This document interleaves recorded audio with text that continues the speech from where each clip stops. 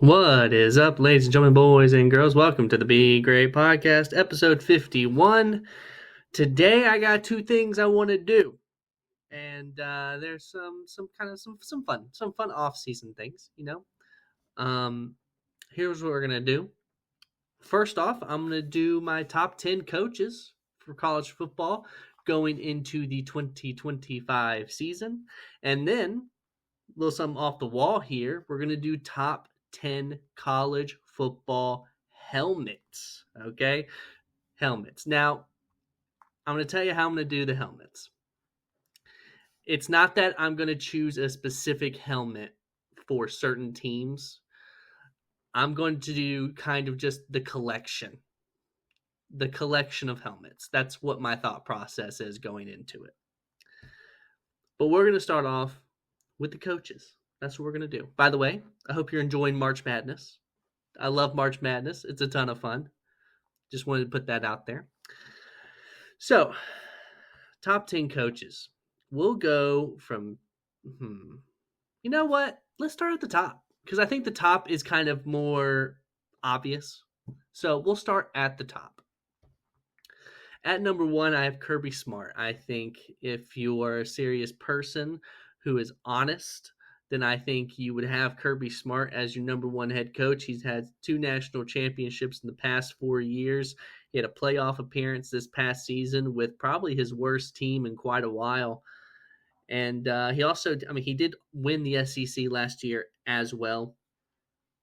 I think you kind of just, you have to put Kirby with the job he's done at Georgia these past 4 or 5 seasons.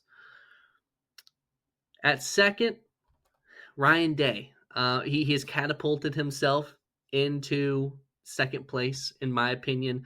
What he really needed for his legacy, for his resume, was that national championship. And sure, they bought their national championship this year, but he won it nevertheless. And you have to give him credit for that, and I think that puts him solidly at the 2 position. At 3, for me, it's still Dabo Sweeney. A lot of people want to pretend now that Dabo sucks. Dabo's not very good. Look, Dabo got Clemson.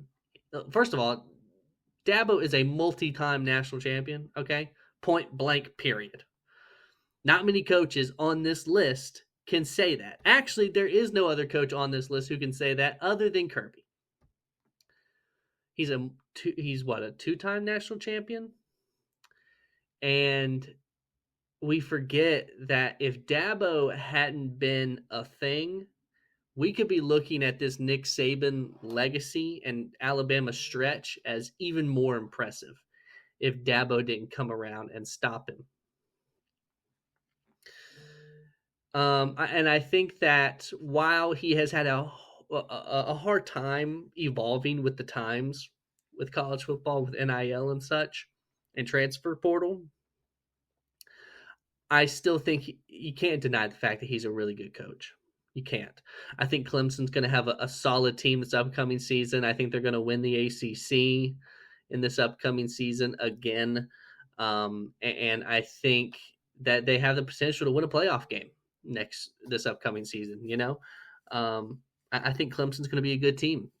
Do I think they're going to be a national championship contender? No, I don't think they'll be good enough for that. But I do think that they have the potential to surprise a lot of people. I think people think Clemson are dead, and the simple fact is, at least as far as this upcoming season is concerned, Clemson is far from dead.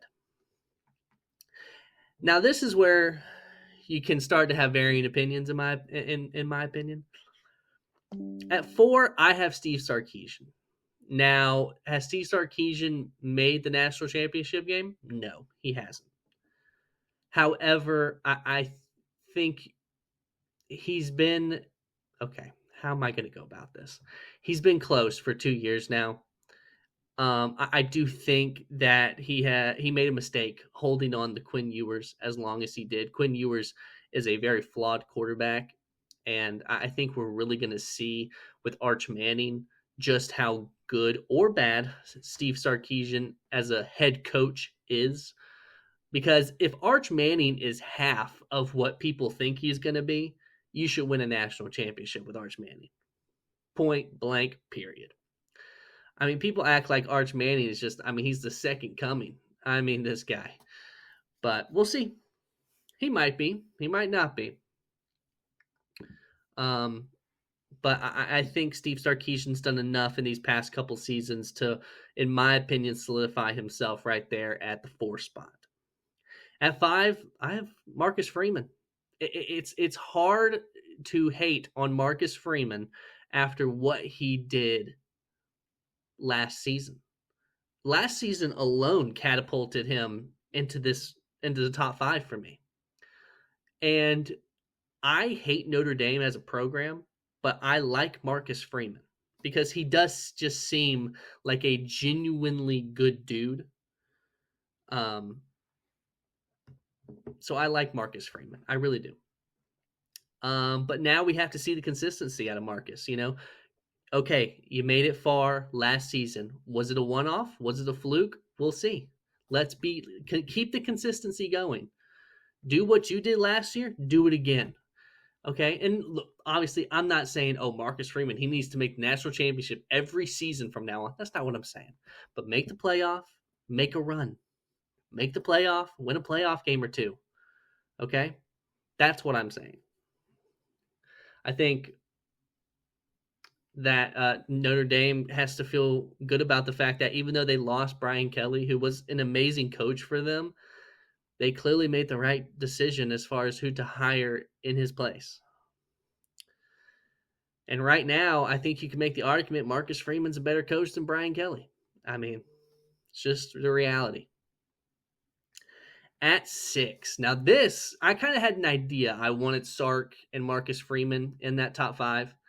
This is where you could have varying opinions. At 6, I have Kalen DeBoer. And I don't feel good that I put him at 6. I definitely think I don't think he can be any higher, but I definitely think he can be lower. And a lot of that is going to come down to, I think, this upcoming season.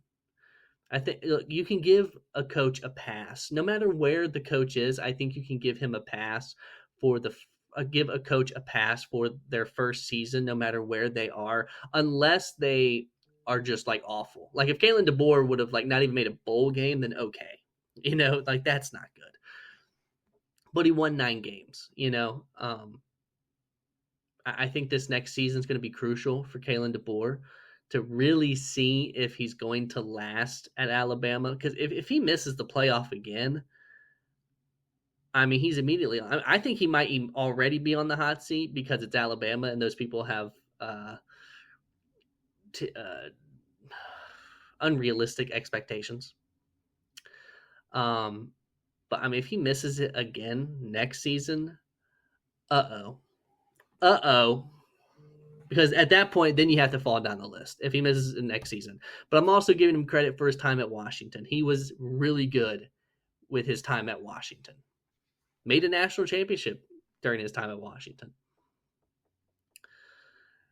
At number 7, I think this guy is a really good head coach, and I want so badly to put him higher, but you can't. You can't, and that's Dan Lanning. Look, I think Dan Lanning, it's undeniable that Dan Lanning is a good coach, but he needs to prove that he is a great coach, especially when it matters. He had a tremendous regular season, and they beat Penn State in the Big Ten championship. All right, great. First year in the Big Ten, you have a Big Ten championship. Congrats.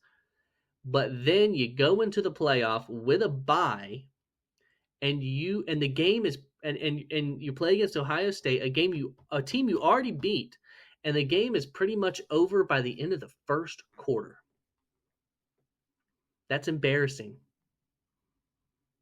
Embarrassing. Not to mention, it was at the Rose Bowl, and it was a shorter travel for you than it was Ohio State.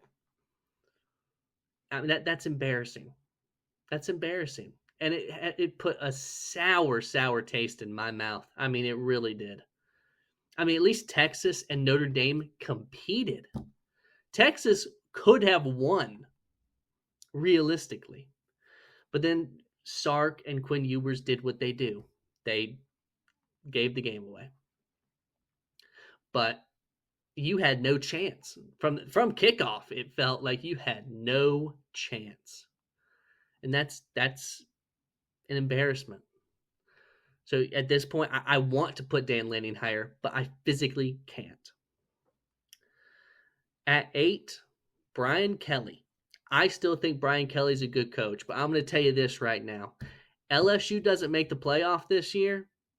I refuse to put him in the top 10 next season. I refuse. This LSU team, for this upcoming season, I said it back in January. Was it January? I think I said it back in January. I'm pretty sure I said it before the national championship game. I said next season LSU is going to have a, on paper, talent-wise, top 10 roster. Possibly top 5. You better make the playoff. You better. And if you don't, if Brian Kelly doesn't, he should be fired. Absolutely. That team is going to be too talented.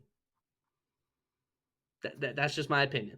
So Brian Kelly is at 8 right now. If they don't make the playoff, he's bye. Nope. You'll be lucky to be in my top 15. At 9, Kyle Whittingham, a guy a lot of people forget. He's the head coach of Utah. He's a guy who's been consistent. A guy who, when they were in the Pac-12, he kind of dominated the Pac-12. And now here he is in the Big 12. And yeah, they didn't win the Big 12 last year. It was a disappointing season. But a lot of that has to do with the quarterback position because Cam Rising constantly hurt. I think we could see a bounce back, though, for Utah next season. And I think it's undeniable how good of a coach he is and how great he's been for that Utah program. And then at 10, who made the list? It's Josh Heupel. And as much as I think Josh Heupel, when in big games, he kind of falls flat. You know, I mean, Josh Heupel still hasn't beaten Georgia. He did make a playoff last season. Got kind of destroyed by Ohio State. Not as badly as Oregon did, in fairness, but still. But a lot of Josh Heupel's legacy and how he's going to be remembered at Tennessee will be with how Nico progresses these next 2 seasons. You know, Nico was a freshman, and he wasn't a true freshman. He was a redshirt freshman, but freshman nonetheless. And he played well.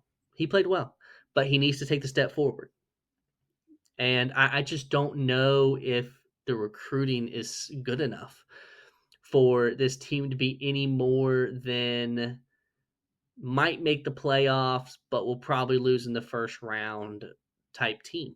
You know, I don't know if these Josh Heupel Tennessee teams will ever be SEC championship material.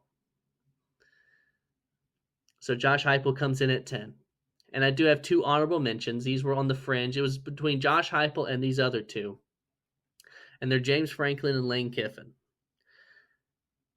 And to me, it was kind of easy to pick Josh Heupel out of the 3 because I've said 1,000 times my issues with James Franklin. He is a guy who he has good teams, and they can beat good teams, but they can't beat great teams. And do not get it twisted about the playoff. What happened when they actually played a good team in the playoff? When they played Notre Dame. Oh, yeah, that's right. They lost. They played a great team in Notre Dame and lost because the previous 2 rounds they got SMU, who wasn't very good, and Boise State, who got in because the playoff format is dumb. That's just the reality. James Franklin's not that guy. And it's starting to look like he never will be. And Lane Kiffin has similar issues. Lane Kiffin's teams look amazing when they're playing mediocre teams. And he might, and in Lane Kiffin's credit, occasionally he'll beat great teams. They beat Georgia. But then what happens? He loses to Florida. With your playoff hopes on the line, they lost to Florida, who, look, Florida's going to be a good team next year. But last year, that Ole Miss team on paper was significantly more talented and, frankly, just flat out better than Florida, and you lost. Lane Kiffin and Ole Miss is not going to be as good next year as they were this past season. Not even close, in my opinion. I do not see Ole Miss. I don't think Ole Miss has a chance of making the playoff next season. I just don't see it. But we'll see. So that's my top 10, I guess technically top 12 head coaches in college football.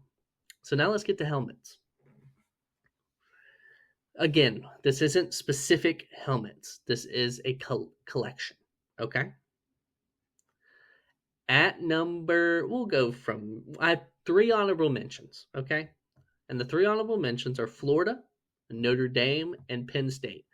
I'm usually not a fan of just blank helmets that don't have anything on them, but for some reason, I really like Notre Dame's and Penn State's. And I think what I like about Notre Dame's is the fact that it's just so shiny. And Penn State's, I don't know, the plain white, just for some reason, I just like it. But normally I don't. Like the Cleveland Browns helmets in the NFL, I hate them. The Boston College helmets, I hate them. Ohio State's, I'm not a fan of Ohio State's.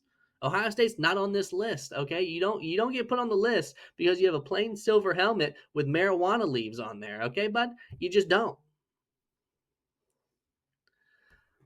Although I like Ohio State's helmet more than the Browns and Boston College, but that's besides the point. I also think, by the way, Michigan's helmet severely overrated. I've never been a fan of it. I think it's fine, but not top 10. At 10, and I'm going to have some underrated picks in here, okay? I'm going to have some picks that nobody probably thinks. But let's get into it. And these are, by the way, there's not any group of 5 teams on here, all right? Like East Carolina's not on here. These are Power 5 teams. Or sorry, Power 4 teams. At 10, I put Arkansas. Something about their just shiny red helmet with the Razorback on there. I've always liked that logo. I just think it's nice, clean. I just like it. Also, when they have the white version of the helmets, I love those. They have the gray version. I love those. So I have Arkansas at 10. Not a lot of people would think of Arkansas, but I got y'all. At 9, I'm not going to sit here and lie and pretend like this isn't a biased pick. It's a biased pick. At 9, I have Georgia. I have always loved the simplicity. Because, look, I like simplicity when it works. Like, I don't like Alabama's simplicity. It just doesn't look nice. It just doesn't. But I like Georgia's simplicity. I also like the next team after Georgia. I like their simplicity as well, but we'll get to them. But the bright red helmets with the G, all right? And as a Georgia fan growing up, that was iconic to me. And so I will admit full bias that I put them in the top 10, okay? But at least I put them at 9, okay? I probably should have put them at 10, but that's okay.